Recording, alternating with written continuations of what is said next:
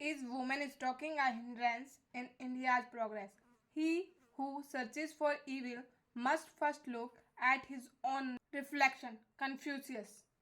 Stalking is not a new phenomenon, but it is an old way of pursuing people to fall in love with you. Our Hindi movies, which have widest range and reach to the audience.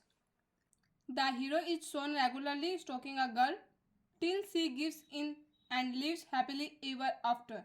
But it does give very poor and wrong impression to the people in a country like ours, which has patriarch dominance, male authoritarian figures, and females are not treated with either quality. Be it social or economic, this kind of act is taken as act of valor and gives wrong impression to males who are growing up less educated and considered females as an object.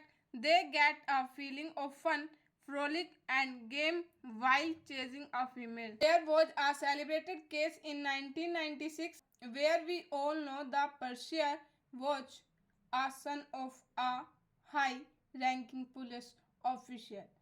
Thus, the end was tragic, where the girl in question gets killed. The stalking is not a mere phenomenon of rural India or uneducated but also of high, mighty, and powerful.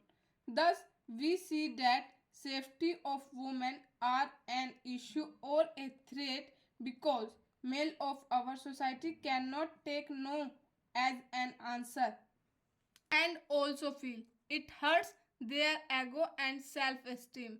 More than 18,000 cases of stalking were registered in last 3 years in the country. According to the statistics on crime against women tabled by Minister of State for Home Hansraj Ahir, stalking cases showed a consistent rise in last 3 years. As per the data, 7,132 cases of stalking were registered in 2016, 6266 cases in 2015 and 4,699 cases in 2014.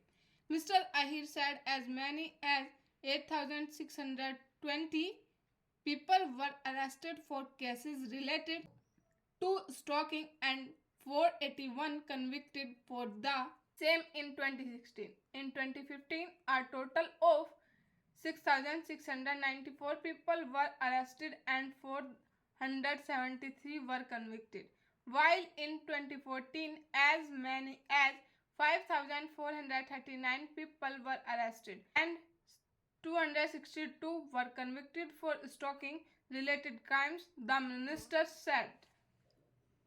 Thus, we can see this kind of activity makes sure 50% of the talented and achievers have social, physical, and emotional threat. This does not mean all are subject to stalking, but there are equal chances for every female to be subjected to this kind of mental trauma. Agony, maybe this is one of the reasons which is keeping the people away from taking care of their choice and making their presence felt. But all this is causing harm to our economic and social fabric. Government of the day as well as parents pay huge amount of money to make a child professionally qualified. When this qualified person is not able to contribute in her capacity, then it means loss of GDP for the economy.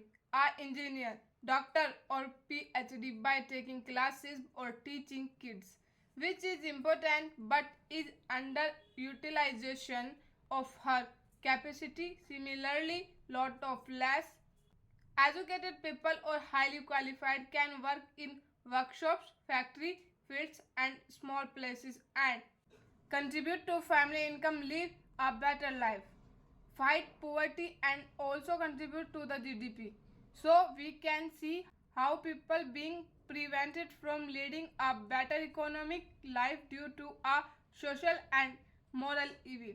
is stopping India from growing, developing, and also achieving. Just think about last Olympic. Most of our gold medals were won by female athletes who also had to go through lots of innuendo remarks and discouragement even for the male coaches they trained with, along with co-athletes. Thus, we can see in many fields our female population is not only equal but much better than any man. The mother is the best manager, hence, we can see this kind of immoral, unlawful, disrespectful, psychopathic acts prevents people from performing on bigger stage. Society and country is made up of people who contribute in their own way to make the country and society at large successful and bring new dimensions to its people. We have seen how females got together and formed the first cooperative which became famous as Milk Revolution. Let's pledge to make India better, safer, and land of equal opportunities for this time has come to rise and fight this evil.